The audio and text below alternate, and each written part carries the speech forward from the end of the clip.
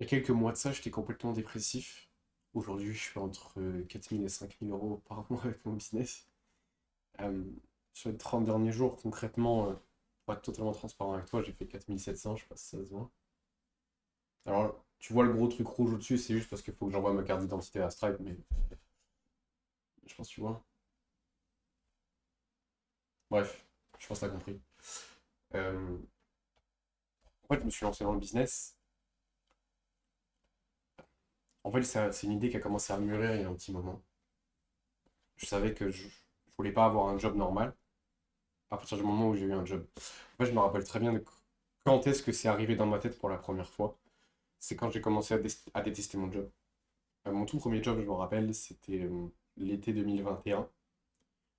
Je commence à bosser dans un bistrot parce que justement, mon tonton tenait un bistrot et du coup, il m'a dit, bah, si tu veux, je peux te prendre, tu peux bosser et tout, tu verras, c'est tranquille l'été. Du coup, je taffe en tant que barman. Au début, ça va, je fais des journées cool, je fais des journées de 5 heures parce qu'il n'y a pas grand monde, il n'y a pas besoin. Et en fait, je fais ça du coup à côté de mes cours. À la rentrée du coup 2021, je fais ça le week-end. Je fais des journées de 10 heures. Je passe 10 heures debout en tant que barman. Des moments de rush, de stress énorme.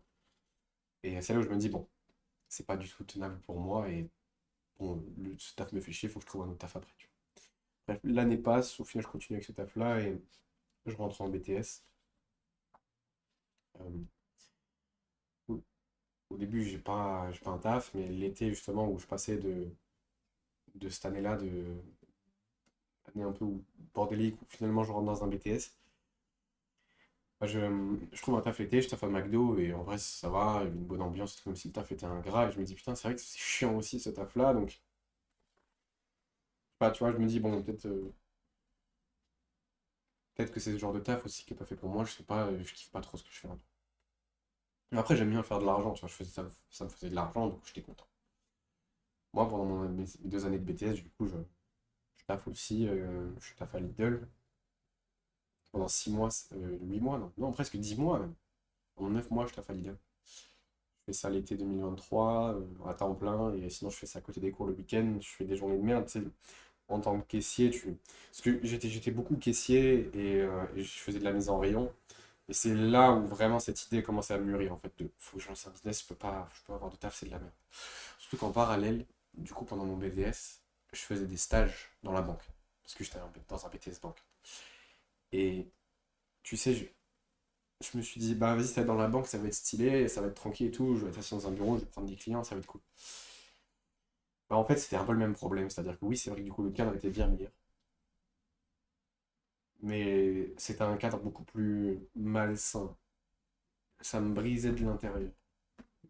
Être obligé d'obéir à quelqu'un qui ne veut pas ton bien, qui dit de faire des choses complètement absurdes, en tout cas que tu juges absurdes, et le fait que tu n'aies pas le droit à avoir ton propre discernement dans un travail, c'est quelque chose qui m'a profondément dégoûté du travail, alors pas du travail du labeur, mais plus du salariat. Parce que le travail en soi, j'aime bien, mais j'aime pas le salariat. Faut aussi comprendre la nuance, hein. Mais je pense que si t'es sur cette chaîne et que t'es déjà jusqu'à là, au bout de 3 minutes de vidéo 40 alors qu'il n'y a pas de montage, et que je raconte une histoire à la con, bah je pense que tu es très largement capable de comprendre la différence entre le labeur et le salariat. J'adore le travail, je déteste le salariat. Et, euh, et tu sais, tu sens que ça te. Enfin, en tout cas, à l'époque, je sens que ça me brise à l'intérieur. Qu'il se passe quelque chose de très profond en moi, comme une cassure, quand je reçois des ordres que je ne peux rien dire, je dois me laisser faire. En tout cas, que j'ai la sensation que je dois me laisser faire, que j'ai pas mon mot à dire. Et que. Alors après, c'est peut-être aussi le point de vue de stagiaire, mais je vois bien comment ça se passe aussi avec les autres. Et je ne veux en aucun cas ça pour ma vie, je tape dans la banque, alors qu'il y a plein de gens qui pourraient se dire, oh, je tape dans la banque, c'est tranquille. Ça brise ton âme. Ça brise ton âme, ça ne la respecte absolument pas, et tu. Il y en a qui arrivent à vivre avec, d'autres non. Moi, j'arrive pas à vivre avec. C'est pour ça que j'ai toujours une très mauvaise relation au salariat. Alors, c'est pas que je pleure, hein, c'est juste que j'ai eu un peu le hoquet. Mais du coup, je trouve d'autres travail. Euh, Entre jusqu'à là et jusqu'à l'été 2024, je trouve un taf à Buffalo Grill. Au final, je me blesse, donc je peux pas continuer. Ensuite, je taffe à Burger King après.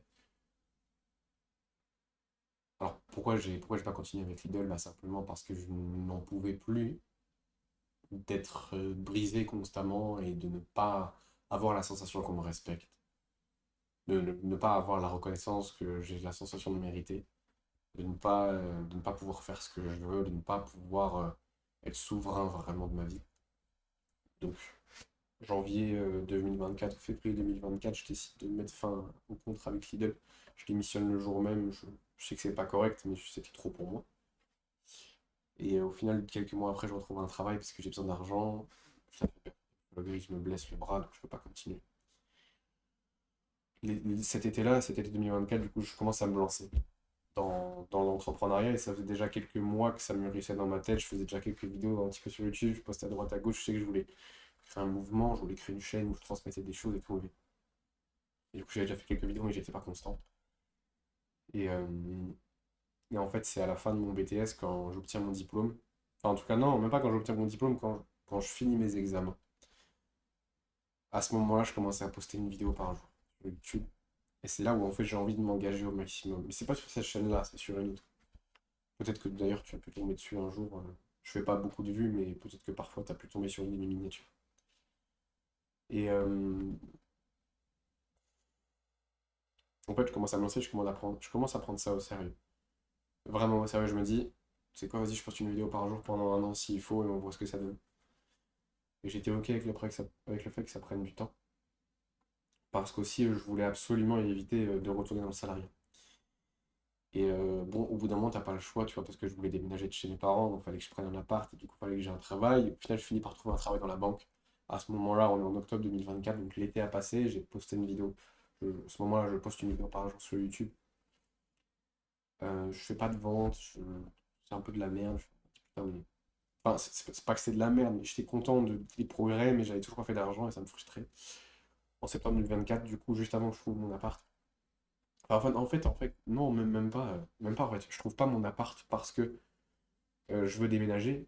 Enfin, si, mais en fait, ce qui se passe, c'est que je rentre dans un accompagnement, justement, pour apprendre à vivre du coaching en ligne, en fait. Pas du coaching en ligne sportif, mais dans une niche.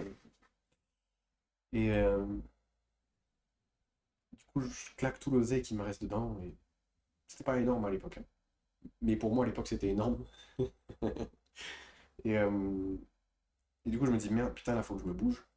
Au final, je trouve un travail en un mois, je trouve un travail dans la banque. 2 semaines après, je trouve un appart, je m'installe, je fais ma première vente un mois après m'être installé. Je fais les premiers 500 euros du coup avec l'entrepreneuriat et là je me dis putain c'est possible. J'ai juste à le refaire, mais je te dis ça, on était en novembre 2024, donc c'était il y a un an. Et aujourd'hui, bah c'est un peu différent, mais du coup je travaille dans la banque et pendant un mois et demi, 2 mois, 3 mois. Et je sais que c'est pas fait pour moi. Voilà, j'avais fait ma première vente et tout, et je savais que je ne pouvais pas continuer dans le salariat. C'est le même problème. Oui, oui, c'est vrai que le travail est beaucoup plus confortable en banque que n'importe quel autre travail que j'ai pu faire auparavant. Ça, je vais pas me voiler la face, hein. Mais c'est le même problème de fond. C'est-à-dire que c'est pas le labeur le problème. Le problème, c'est le salariat. Le problème, c'est que tu dois rendre des comptes à quelqu'un qui ne veut pas ton bien. Tu dois obéir au doigt et à l'œil à quelqu'un et ça te brise de l'intérieur parce que tu sais que cette personne n'en a rien à foutre de toi. Tu dois demander pour aller aux toilettes. Enfin, je suis désolé, mais mec, comment ça tu demandes pour aller aux toilettes, mec? Tu dois demander pour aller pisser, tu dois demander pour aller boire de l'eau, tu dois demander si tu as besoin de t'aérer, enfin, t'as- ton salaire il est capé, tu pourras pas faire plus, enfin, sauf si tu prends beaucoup plus de responsabilités, mais t'es pas rémunéré à la hauteur de tes responsabilités et de ce que tu génères pour l'entreprise. Donc, enfin, si en soi, mais tu peux pas faire plus. En tout cas, si tu fais mieux que les autres, si tu fais plus, ça change rien, t'es juste un bon salarié, quoi. T'es juste un bon toutou. Et putain, enfin merde, tu dois demander pour aller pisser, quoi. Tu dois demander pour aller boire de l'eau, tu dois demander pour t'aérer. Tu dois demander si tu dois décaler tes horaires, enfin tu dois tout demander. Et au final, enfin, je trouve personnellement que c'est une insulte en fait. Le salarié est une insulte à l'humain. et tu une insulte à ta liberté, et le salariat est une insulte à ta souveraineté. Et c'est ça, en fait, que je voulais, c'était de la souveraineté. Mais en fait, ce que je veux, c'est... Enfin, oui, je veux faire beaucoup d'argent, mais ce que je veux, c'est être souverain. Ce que je veux, c'est avoir le contrôle de ma vie. C'est pouvoir dire, va te faire foutre, si tu ne me respectes pas. Parce que justement, le gros traumatisme que j'ai eu dans le salariat, c'est que tu peux pas dire, va te faire foutre, quand on te manque de respect. Et pour moi, ça a été une douleur tellement profonde que je sais que c'est ça qui m'a poussé à lancer mon business. Et aujourd'hui, merci à moi d'avoir mis les actions en place pour réussir et merci à Dieu de m'avoir permis de me donner envie et de me donner la force d'accomplir. Alors que même si c'est pas énorme, on parle de 4000, 5000 balles par mois, mais c'est largement assez pour être souverain. Et en fait, ce qui se passe, c'est que même avant de lancer, enfin, même avant de faire fonctionner mon business vraiment, je me comportais déjà comme quelqu'un de souverain de A à Z. Je refuse le moule, je refuse les cadres qui sont absurdes, je refuse de me conformer à quelque chose qui n'est pas moi. En cours, et en particulier sur mes années de BTS, là où je savais que j'allais jamais être dans les clous, entre guillemets, classiques, hein, de ce qu'on veut de toi. En gros, c'est quoi? C'est euh, fais tes études, trouve un taf, et ferme ta gueule jusqu'à 65 ans, et prends ta retraite. C'est pas pour moi, tu vois, et je le savais, et du coup, j'étais aussi extrêmement j'étais souverain en fait. Je prenais mes propres décisions, je pensais par moi-même, je ne rentrais jamais dans le moule, ça s'est vu ça se voyait au travail, ça se voyait en cours. Quand j'ai commencé à avoir 19 ans, 20 ans, il n'y a rien qui passait, j'étais j'étais souverain en fait, déjà dans ma tête. Je savais ce que je voulais. Et je savais que je voulais pas qu'on me dise quoi faire. Et je savais que j'allais pas rentrer dans un moule. Je voulais pas rentrer dans un moule. Parce que j'avais l'impression que c'était un manque de respect. Je me rappelle mes profs qui me disaient, pareil, tu dois demander à tes profs pour aller pisser, enfin, c'est une dinguerie. Je pouvais pas boire de l'eau en classe parce qu'apparemment ça dérangeait mes profs. Boire de l'eau en classe, je n'ai rien. Je pouvais pas, tu sais, enfin, quand tu es en classe, tu peux pas parler avec la personne qui est à côté de toi librement. À quel moment? Comment ça, je n'ai pas le droit de parler? Comment ça, je n'ai pas le droit de parler? Mais le pire, c'est que là, il y a des gens qui vont regarder ça, ils vont dire, bah oui, mais non, c'est normal, tu dois respecter en cours, tu dois pas parler. Mais mec, enfin, tu peux pas m'enlever mon droit de parler. Alors oui, je respecte l'autre et tout. Je suis pas un zouave dans la classe. C'est pas ça que je suis en train de te dire, mais comment ça, je dois demander la permission pour juste faire quelque chose qui est absolument normal, exprimer ma pensée. Bah non, bah non, je fais ce que je veux. Enfin, si j'ai envie de parler, je parle. Enfin, évidemment, je vais pas couper la personne pendant qu'elle parle, si elle dit quelque chose d'intéressant, si j'ai une conversation. Voilà, je sais m'effacer dans une conversation pour écouter la personne. Parce que c'est important d'écouter les gens. Ça, j'en ai conscience. Mais qu'on m'interdise pas de parler quand j'ai envie de parler, quand personne n'a rien à dire. Et c'est ça qui m'a profondément brisé, en fait. Et c'est ça qui m'a poussé à lancer un business et à vouloir le faire fonctionner. Et même, en fait, c'est ça aussi qui m'a donné la force de continuer quand ça ne marchait pas. C'est ça qui m'a donné la force de continuer quand ça n'allait pas. Quand personne croyait que j'allais réussir. Enfin, personne, non, c'est faux, parce qu'il y a des gens qui croyaient en moi. J'ai quelques personnes qui croyaient en moi. J'ai mon petit frère qui a toujours cru en moi. J'ai un ami que j'accompagne aujourd'hui en plus, qui croyait en moi. Mes parents, ils étaient un peu dubitatifs. Ils attendaient de voir, je pense, mais ils s'y croyaient peut-être pas trop. Ils vont me dire, oui, mais c'est instable, et en soi, c'est tes parents, c'est normal, ils sont là pour te protéger d'ailleurs. Je les aime tout plein, et aujourd'hui, je remercie du boulot qu'ils ont fait. Même si tu sais, on peut toujours reprocher des choses à nos parents, mais ils font de leur mieux, ça reste des humains, ça reste des enfants qui ont grandi aussi. Et il faut garder ça en tête, et c'est pour ça que je pense que quoi que tes parents ont fait, il faut être reconnaissant, même s'ils ne sont pas présents, même s'ils ont fait des choses horribles, peu importe, ça reste des humains qui font de leur mieux dans tous les cas, donc sois reconnaissant pour ce qu'ils t'apportent. Et même si tu penses qu'ils t'ont rien apporté, même s'ils te laissent avec des blessures, bah, ça te donne l'opportunité de travailler sur tes blessures et de devenir quelqu'un de meilleur. Et de sortir de ce schéma-là, donc tu dois quand même leur être reconnaissant, je pense. Et c'est ça qui m'a donné la force du coup de continuer, même quand, même quand ça marchait pas trop. que ça marchait pas, justement, et que je comprenais pas pourquoi ça marchait pas, bah, c'est que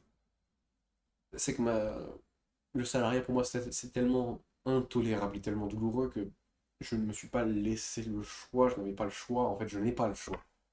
Je n'ai pas le choix. Je sais pas, c'est tellement profond, c'est mon âme qui crie ça presque.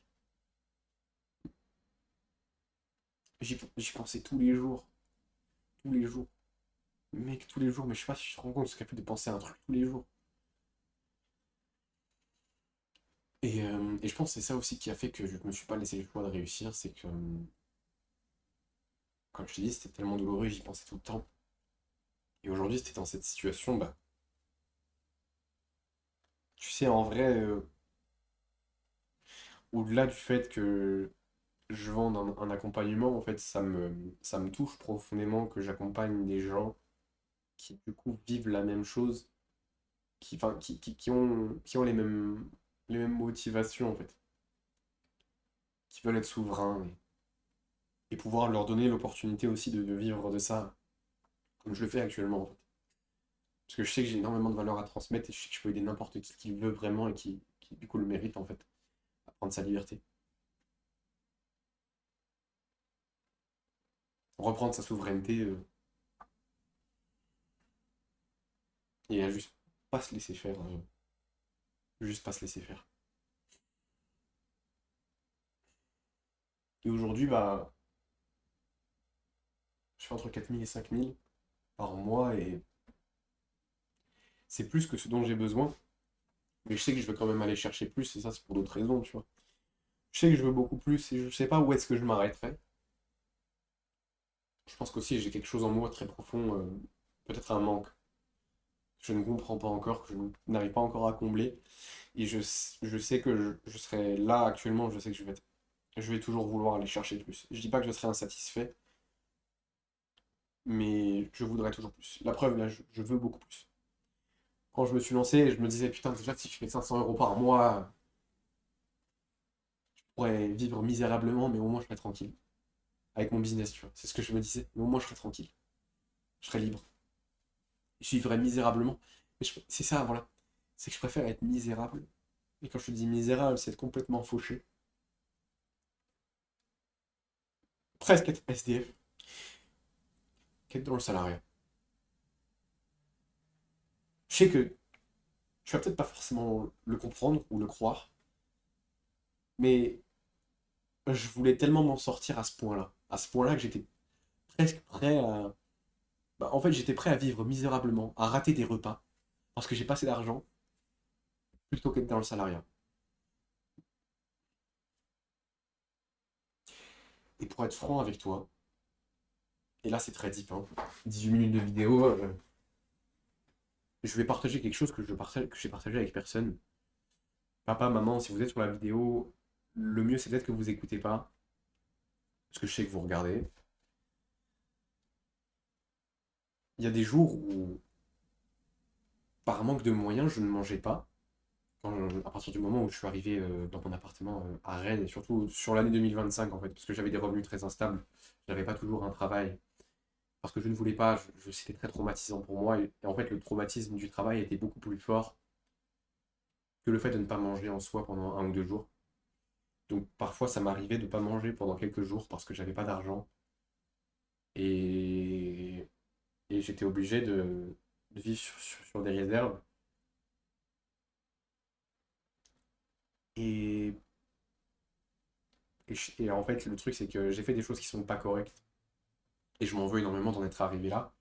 C'est-à-dire que parfois, quand je faisais des courses, bah, parfois ça m'arrivait de mettre quelque chose dans ma poche parce que je savais que j'avais pas les moyens et juste de pas payer ça parce que je pouvais pas en fait. Et sinon, je mangeais pas forcément. J'ai mangé des pâtes pendant un an. Mec, j'ai mangé des pâtes pendant un an. Aujourd'hui, manger des pâtes nature, du coup, parce que je mangeais des pâtes nature, parce que j'avais pas d'argent. Mais en fait, je préférais ne pas avoir d'argent que vivre un traumatisme constamment, en fait. Et c'est tellement impossible pour moi de travailler, mais quelconque travail, c'est toujours traumatisant, en fait. Et c'est pas le labeur en soi, c'est jamais le labeur, c'est jamais la tâche, c'est le contexte. C'est avoir quelqu'un qui te dit quoi faire, qui te manque de respect, qui te baise, quoi, en fait, vraiment, mais c'est ça que je ressens, c'est que je me fais baiser, quoi. Je me fais baiser de A à Z. Je me fais enculer par un mec, quoi. C'est ça que je ressens, en fait, profondément. C'est si je me fais. C'est juste quelqu'un qui s'essuie les pieds sur moi, qui satisfait son ego sur moi, en fait. C'est ça que je ressens dans le salariat profondément. C'est, c'est une atteinte à ma personne et c'est beaucoup plus. C'est ça qui est traumatisant. C'est pas la tâche, c'est pas le travail. J'ai jamais fui le travail. J'ai jamais fui une tâche. C'est pas ça que j'aime pas. Alors évidemment, le travail, c'est pas forcément ce qu'il y a de plus agréable, mais ça me dérange pas. J'aime bien travailler. J'adore travailler sur mon business. Même si je fais des tâches horribles. La prospection à longueur de journée, c'est chiant. Et c'est beaucoup plus chiant que n'importe quelle tâche que j'ai fait dans un taf. Mais c'est pas la tâche en soi que j'aime pas. C'est le salariat, c'est le fait de me faire baiser par un mec. C'est ça que j'aime pas. Vraiment, j'ai la sensation de me faire pénétrer, quoi. J'ai l'impression de me faire violer presque. Mais vraiment, c'est la sensation que j'ai, c'est horrible. Et c'est ça que je rejette. C'est ça que je veux pas. Et c'est pour ça que je préfère mourir de faim pendant 2 jours plutôt que de me faire enculer par un mec. Et métaphoriquement, je veux dire. Excuse-moi, ça me prend beaucoup au trip. Et, et oui, il y a des jours où je mangeais pas, du coup, il y a des jours où j'étais obligé d'aller dans un magasin, de payer que la moitié de ce que je prends et je cache une partie dans mes poches ou dans un sac. Et je ne veux pas faire ça. Ça aussi, c'est très. C'est ça aussi qui m'a. Parce que ça aussi, ça m'a poussé à m'en sortir. C'est que je veux pas non plus agir comme ça. C'est pas correct. Je ne peux pas voler, en fait. C'est immoral et je refuse de faire ça, en fait. C'est ça aussi qui me dérangeait énormément dans mon comportement. C'est que je ne voulais pas prendre un travail. Euh, je préférais presque mourir de faim et ne demander de l'argent à personne, ne devoir rien à personne. Ne devoir rien à personne, ne rendre de compte à personne. Et même pas à mes parents, alors même si je les adore, mes parents, je les aime du plus profond de mon cœur. Et j'en suis extrêmement reconnaissant pour tout ce qu'ils ont fait. Et d'ailleurs, je trouve que je leur dis pas assez. Mais je ne veux pas dépendre d'eux. Je ne veux pas qu'ils aient besoin de se soucier de moi. Je ne veux pas avoir à leur demander, même s'ils sont très OK avec le fait de me donner toujours. Bon, ça m'arrive de prendre des reproches des fois, mais ça, on s'en fout à la limite, c'est pas ça le problème. C'est juste que je veux pas avoir à dépendre de quelqu'un, je veux être souverain.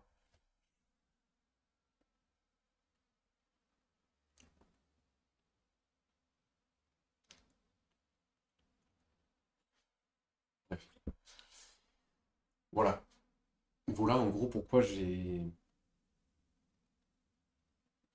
lancé un business.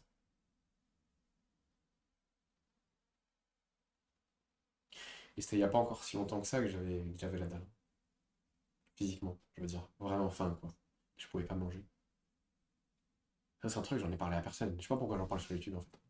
En fait, c'est ça le problème aussi, c'est que je suis très à l'aise sur YouTube, j'ai aucun problème à parler de moi, parce que je sais pas qui est en face, et du coup, c'est comme si je parlais tout seul presque, tu vois.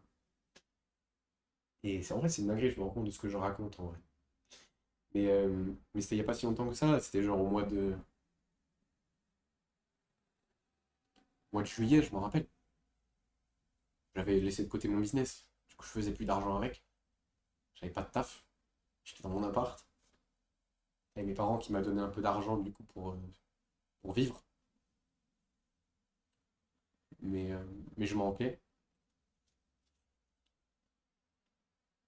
Parce qu'en fait, je leur disais aussi que j'avais un peu d'argent, alors que j'avais rien, j'étais déjà découvert. Je leur disais, oui, oui, j'ai quelques centaines d'euros, voilà, j'ai juste besoin de ça.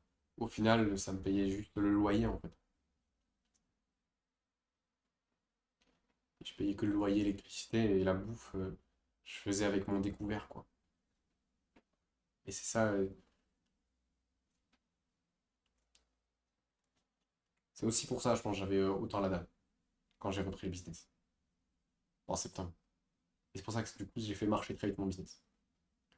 Sur septembre, j'ai repris, j'ai fait 1005. Octobre, j'ai fait 2000. Et là, 4007. Sur les 3 derniers jours au total. Et là, on est en novembre. Et on est le 7. Et bon, hier, on était le 6 du coup. Et entre le premier et le 6 novembre, du coup, juste sur cette période-là, en une semaine, j'ai fait 3300 euros. J'ai fait 3300 € en une semaine parce que j'ai vécu tout ça auparavant. Voilà. Et, euh, et c'est pour ça aussi que j'étais prêt à accepter un inconfort immense dans le business. Et comme j'étais. Et je suis toujours, en fait, je suis toujours très. Ça n'a pas changé, ça ne change pas, en fait. Je suis prêt à me foutre dans le feu, quoi. Dans le business pour juste faire fonctionner les choses. Et j'ai juste aucune barrière et je ne me donne aucune excuse dans le business. Je suis intransigeant avec moi, je ne tolère pas mes propres excuses. Quand je vois que je me raconte de la merde, je me rends compte tout de suite, je me dis, mec, t'es une énorme salope. Juste bouge ton cul, frère. Bouge ton cul. Et c'est ça qui a fait que sur septembre, du coup, j'ai fait rentrer de l'argent. Sur octobre aussi. Et du coup, sur les 30 derniers jours, j'ai fait 4007. Et en contracté, on est à beaucoup plus, hein. Contracté, c'est le double, hein. Voilà. Je pense que tu me connais un peu mieux maintenant. J'ai rien d'autre à dire.